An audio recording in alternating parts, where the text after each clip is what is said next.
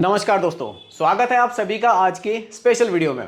मैं आप लोगों के सामने हाजिर हूं एक बहुत ही इंपॉर्टेंट टॉपिक को लेकर, क्योंकि इसके रिगार्डिंग लोग मुझे कमेंट काफ़ी कर रहे थे। देखिए, टॉपिक है दोस्तों हमारा कि मार्केट ऑल टाइम हाई पर है, तो क्या इस समय हमें नया इन्वेस्टमेंट है जो हमारा वो रोक देना चाहिए। अब इन्वेस्टमेंट रोक देने के हमें क्या नुकसान हो सकते हैं, और ये जो मार्केट ऑल टाइम हाई पर है इसका मतलब क्या है, और भी काफ़ी कुछ चीज़ें आज की वीडियो में आप लोगों को सीखने को मिलने वाली है। अगर आप लोग म्यूचुअल फंड में निवेश करने का प्लान कर रहे हैं और देख रहे हैं कि यार मार्केट हाई पर है, तो काफ़ी लोग ये बात कह रहे हैं कि भाई मार्केट हाई होती है जब निवेश हमें नहीं करना चाहिए, नहीं तो हमें नुकसान हो जाता है। अगर आप भी इस कंफ्यूजन में हैं तो वीडियो आपके लिए काफ़ी ज़्यादा ये इन्फॉर्मेटिव होने वाली है। बहुत ही ध्यान से देखिएगा और समझिएगा। आइए वीडियो को स्टार्ट करते हैं। Topic market all time high पर है, नया इन्वेस्टमेंट रोकें या फिर अभी हमें करना चाहिए। ठीक है, कुछ पॉइंट्स मैंने यहाँ रखे हैं, 4-5 पॉइंट्स हैं, उन्हीं से ये टॉपिक पूरी तरह से क्लियर हो जाएगा। काफ़ी कुछ आपको यहाँ से सीखने को आज मिलने वाला है। देखिए, मार्केट हाई होने का मतलब क्या है। अगर इसको आप एकदम सिंपल शब्दों में कहें, मार्केट हाई होने का मतलब है कि जो हमारे इन्वेस्टर हैं वो अभी कॉन्फिडेंट है, यानी कि सब कुछ एकदम पॉजिटिव चल रहा है। अब देखिए, मार्केट हाई होने पर एक जो म्यूचुअल फंड में निवेश करते हैं लोग, चाहे लमसम करते हैं चाहे एसआईपी करते हैं, उनको नुकसान क्या होता है और क्या उनको निवेश बंद कर देना चाहिए या कंटिन्यू रखना चाहिए, इसको भी समझिएगा। देखिए, मार्केट हाई होने का मतलब है कि अभी जो हमारा निफ्टी चल रहा है, अगर हम निफ्टी 50 से ही इसको देखें, अभी कहना है कि ये पीक पर चला गया है, तो ये मार्केट हाई है, यानी कि इस समय मार्केट अभी महंगा हो गया है। कुछ भी आप खरीदेंगे तो वो महंगा मिलेगा। आने वाले टाइम में जो लोगों का डर है कि अगर मार्केट एकदम से गिर गया, कोई चीज़ हमने यहाँ पर 100 रुपये की खरीदी थी, कुछ टाइम बाद एकदम से मार्केट गिर गया, तो क्या होगा, हमारी उस 100 रुपये की चीज़ की वैल्यू हो सकता है कि 50 रुपये ही बचे। इस तरह से लोग निवेश करने से डरते हैं, इसी को लोग कह रहे हैं कि मार्केट अभी हाई है। लेकिन क्या आप पूरा कॉन्फिडेंट हैं कि ये मार्केट हाई है, इससे ऊपर कभी नहीं जाएगा? ये हमेशा से चलता है। जब भी आप ग्राफ देखेंगे, अगर आप थोड़ा लंबे समय का ग्राफ देखेंगे तो ग्राफ आपको ऊपर नीचे ऐसे ही देखने को मिलेगा, और अगर आप उसको लंबे समय में देखेंगे तो फिर ग्राफ आपको ऐसे देखने को मिलेगा। यानी कि कभी सिचुएशन ये रही होगी कि इसको भी लोगों ने कहा होगा कि मार्केट ऑल टाइम हाई पर है, फिर यहां भी कहा होगा कि मार्केट ऑल टाइम हाई पर है। समय के साथ साथ अगर आप देखेंगे तो ग्राफ आपको कुछ ऐसे ही बढ़ता हुआ दिखाई देगा। इसको आप एक बार निफ्टी 50 का जो ग्राफ है उसको देखिएगा जरूर। इसी को हम लोग कहते हैं कि मार्केट हाई है। लेकिन कोई भी जो हाई है ना, वो हमेशा के लिए नहीं है, कुछ टाइम बाद वो लो हो जाता है और मार्केट फिर से और ज्यादा हाई हो जाती है। ठीक है, अब अगले पॉइंट को समझिए। अगला पॉइंट है, क्या एसआईपी को बंद करना हमारी गलती रहेगी इस समय पर। अगर हम इस समय मान लेते हैं कि मार्केट हमारी हाई है और हम अपनी एसआईपी को रोक देते हैं, इसको जरा आप ध्यान से समझिए। देखिए, एसआईपी क्या है, एक सिस्टमैटिक इन्वेस्टमेंट प्लान है। मान लीजिए कोई इन्वेस्टर है, सिंपल एक 5,000 रुपए की वो एसआईपी करता है, 5,000 पर मंथ की। तो उसका जो एसआईपी है वो हर महीने जाती है। हम मानकर चलते हैं कि हर महीने की 5 तारीख को वो अपनी एसआईपी पे करता है। ठीक है, अब ये ग्राफ में एक एग्जांपल के लिए बना देता हूं। ठीक है, ऊपर नीचे ऐसे चलता है ग्राफ, सिंपल एक एग्जांपल से बना रहा हूं मैं। ठीक है, ये अब क्या हुआ, ये जो एसआईपी जा रही है ना, कभी हम लोग यहाँ पे करेंगे तो कभी यहाँ पे करेंगे, कभी यहाँ करेंगे, कभी यहाँ, कभी यहाँ, कभी यहाँ, ऐसे हमारी एसआईपी हर महीने पे हो रही है। ये क्या है ना, हमें एवरेजिंग का बेनिफिट देती है एसआईपी। आज अगर मार्केट हाई है, आपने भले ही आज हाई मार्केट पे अपनी एसआईपी को पे किया, लेकिन अगर मार्केट में गिरावट आएगी कुछ टाइम के बाद, तो हो सकता है कि जो आपकी अगली एसआईपी है वो एकदम लो पर आप पे करें। यानी कि कभी आपको कम यूनिट्स मिलेंगी, कभी आपको ज्यादा यूनिट्स भी मिलेगी। तो ये एक एवरेजिंग का बेनिफिट आपको लॉन्ग टाइम में देखने को मिलेगा।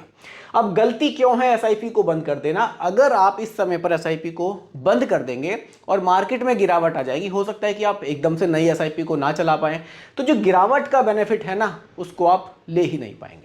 इसलिए आपका जो गोल है वो भी काफ़ी दूर है। मान लीजिए अभी आपने जिस गोल के लिए अपनी एसआईपी शुरू की थी उसमें 5 साल हैं, अभी मार्केट हाई होने से आपको कोई मतलब नहीं है। देखिए, मार्केट की तेज़ी में खुश हो जाना और मार्केट के गिरावट में दुखी हो जाना, ये एक अच्छे इन्वेस्टर की पहचान मैं तो नहीं कहूँगा बिल्कुल भी है। आप एक सामान्य इन्वेस्टर हैं, आप म्यूचुअल फंड के थ्रू निवेश कर रहे हैं, आप अपनी एसआईपी को कंटिन्यू रखें। एसआईपी को बंद करना आपके लिए एक बहुत बड़ी गलती यहां पर हो सकती है। गलती का रीजन क्या है, मैंने आपको बताया, एवरेजिंग का बेनिफिट मिलता है। अप एंड डाउन कुछ भी कंडीशन हो, आप अपनी एसआईपी को बस कंटिन्यू रखिए। ठीक है, अगला पॉइंट है दोस्तों, लमसम इन्वेस्टमेंट का अभी क्या करें। मान लीजिए अभी किसी के पास 5 लाख रुपए हैं, ठीक है। अब भाई 5 लाख रुपए हैं, लमसम मुझे करना है, यानी कि मुझे एक मुश्त इस पैसे को निवेश करना है। अभी मार्केट हाई पर है, वाकई अगर आप इस समय इस पैसे को एक साथ निवेश करेंगे और कुछ टाइम बाद अगर मार्केट गिर गया तो ये पैसा आपको एकदम से घटता हुआ दिखाई देगा। लेकिन इसका भी तरीका है निवेश करने का। ऐसा नहीं है कि लमसम अभी नहीं करना है, कर सकते हैं, लेकिन किस तरीके से करना है उसको समझिए। आप क्या कीजिए, सबसे पहले ये 5 लाख रुपए किसी डेट म्यूचुअल फंड में निवेश कीजिए। ठीक है, डेट म्यूचुअल फंड में निवेश करने से बेनिफिट ये होगा, रिटर्न्स यहां पर आपको कम मिलेंगे, लेकिन पैसा आपका मार्केट में नहीं जाएगा, तो मार्केट के अप एंड डाउन का इस पर फर्क नहीं पड़ेगा। ठीक है, आपने डेट में पैसा शिफ्ट कर दिया। अब आप यहां से क्या कीजिए, इन 5 लाख रुपए का 1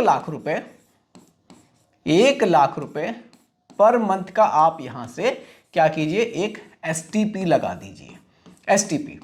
एसटीपी क्या होता है, सिस्टमैटिक ट्रांसफर प्लान होता है। ये 5 लाख रुपए जो आपके डेट फंड में से, उनमें से 1 लाख रुपए महीना निकलेगा, और जिस म्यूचुअल फंड स्कीम में आप चाहते थे लमसम करना, उसमें हर महीने लमसम हो जाएगा। यानी कि अगर आपने अभी किसी वजह से यहां पर पीक पर लमसम कर भी दिया, हो सकता है कि अगले महीने मार्केट गिरे, अगले 1 लाख रुपए आपके थोड़े से डाउन मार्केट में निवेश हो जाएंगे। फिर हो सकता है कि मार्केट थोड़ा सा संभल जाए, यहां हो जाएंगे, फिर यहां हो जाएंगे, फिर यहां हो जाएंगे। ये टोटल क्या है ना, अगर आप देखेंगे तो आपको एवरेजिंग का बेनिफिट दे देंगे। अगर आपने यहीं पर 5 लाख रुपए निवेश कर दिए तो ये थोड़ा सा ज्यादा रिस्की हो जाता है, इसलिए आप एसटीपी के थ्रू लमसम करेंगे तो आपके लिए ज्यादा बढ़िया रहेगा।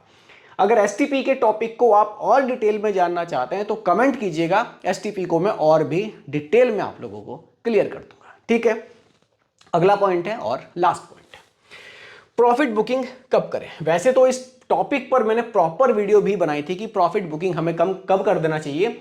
देखिए क्या होता है ना कि जब मार्केट हाई पर होती है ना, तो लोग क्या कहते हैं कि यार इस समय ना अपनी जो म्यूचुअल फंड स्कीम है उसको बंद करो, अपना पैसा निकालो और साइड हो जाओ, जो कि बिल्कुल भी सही नहीं है। देखिए हमने एसआईपी की है किसी ना किसी गोल को रख के दिमाग में, तभी की है कि 15 साल का गोल है, 10 साल का गोल है। हमने अभी देखा कि मार्केट बढ़िया रिटर्न दे रहा है, मार्केट हाई पर है, और मैंने अपने पैसे निकाल लिए। तो मेरे लिए फायदेमंद चीज नहीं है, मेरे लिए नुकसानदायक चीज है, क्योंकि मैंने अपनी कंपाउंडिंग को खराब कर लिया। लंबे समय में जो मेरा पैसा कंपाउंड होना था वो होगा ही नहीं। अब देखिए प्रॉफिट बुकिंग आपको कब करनी चाहिए। प्रॉफिट बुकिंग का सीधा सीधा है कि जब आपका गोल एकदम नजदीक आ जाए। मान लीजिए आपको अपने जो बच्चे का कोई हायर एजुकेशन में एडमिशन था, उसके लिए आपने एसआईपी की थी, आप देख रहे हैं कि उसमें 4-6 महीने हैं। आप क्या कर सकते हैं, इस पैसे को चाहे तो निकाल लीजिए, चाहे तो किसी लिक्विड फंड में शिफ्ट कर दीजिए। इजी हो जाएगा, टाइम पर आप पैसा निकाल लेंगे, उस समय पर मार्केट गिरे या उठे आपको फर्क नहीं पड़ेगा। इस तरह से प्रॉफिट बुकिंग की जाती है। या फिर आपका कोई टारगेट पूरा हो गया हो, आपने जिस गोल के लिए पैसा निवेश किया था वो बहुत नजदीक है, आप इस समय पर पैसा निकाल सकते हैं या फिर उसको डेट फंड में शिफ्ट कर सकते हैं। ये एक तरीका है। या फिर बहुत ज्यादा कोई इमरजेंसी है तब आप इस पैसे को निकाल सकते हैं। ठीक है, इस तरह से प्रॉफिट बुकिंग की जाती है। ऐसा नहीं है कि बस मार्केट में तेजी देखी और अपने म्यूचुअल फंड्स को बेच दिया और पैसा निकाल लिया। ठीक है, पोर्टफोलियो को रीबैलेंसिंग का एक फॉर्मूला है, इसको भी आप समझिए। देखिए क्या होता है ना, मान लीजिए हमने जो पैसा निवेश किया था, 15% का जो हमारा निवेश था, 15 रख लीजिए, या फिर चलिए ऐसा करते हैं, चलिए 70% जो हमने पैसा था वो इक्विटी में रखा था, एक रेशो हम यहां पर लेकर चले थे। ठीक है, और 30% हमने क्या किया था, डेट में रखा था। अभी क्या हुआ, मार्केट में जब रैली आई, मार्केट ने तेजी पकड़ी, उस समय पर क्या हुआ, हमारा जो इक्विटी का पोर्शन है वो 70% से बढ़कर 85% चला गया। यानी कि हमारा जो प्रॉफिट है वो बढ़ा मार्केट में तेजी में। आप क्या कर सकते हैं, इसको वापस से रीबैलेंस कर दीजिए। ये जो आपका बढ़ गया ना, इसको आप डेट में शिफ्ट कर दीजिए, डेट फंड्स में। यहां शिफ्ट कर देंगे तो मार्केट के उतार चढ़ाव से आप बाहर हो जाएंगे, क्योंकि जितना पोर्शन आपका डेट में रहता है वो कॉर्पोरेट बॉन्ड्स में, गवर्नमेंट सिक्योरिटीज में निवेश होता है, तो मार्केट के अप एंड डाउन से आप सेफ हो जाएंगे, उससे आप बच जाएंगे। एक रीबैलेंसिंग फॉर्मूला है, इसको भी आप लगा सकते हैं। जब जब आपको लगे कि मेरा पोर्टफोलियो बढ़ रहा है, मेरा इक्विटी का पोर्शन ज्यादा बढ़ रहा है, उसको आप शिफ्ट करते चलिए डेट फंड्स की तरफ। ये भी एक तरीका हो सकता है।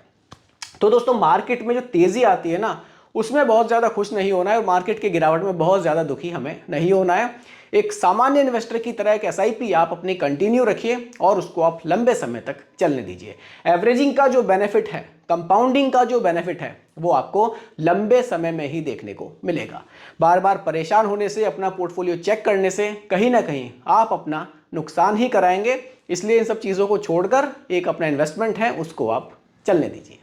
तो दोस्तों यही आज की वीडियो का टॉपिक मैंने आप लोगों के लिए रखा था। उम्मीद करता हूं कि टॉपिक आपको पसंद आया होगा। बाकी रिकमेंडेशन नहीं है, सिर्फ एजुकेशनल पर्पस वीडियो आप लोगों के लिए बनाई गई है। पसंद आई हो लाइक शेयर कीजिएगा, चैनल पर नए हैं सब्सक्राइब कीजिएगा। मिलते हैं जल्दी एक और नई वीडियो के साथ। धन्यवाद।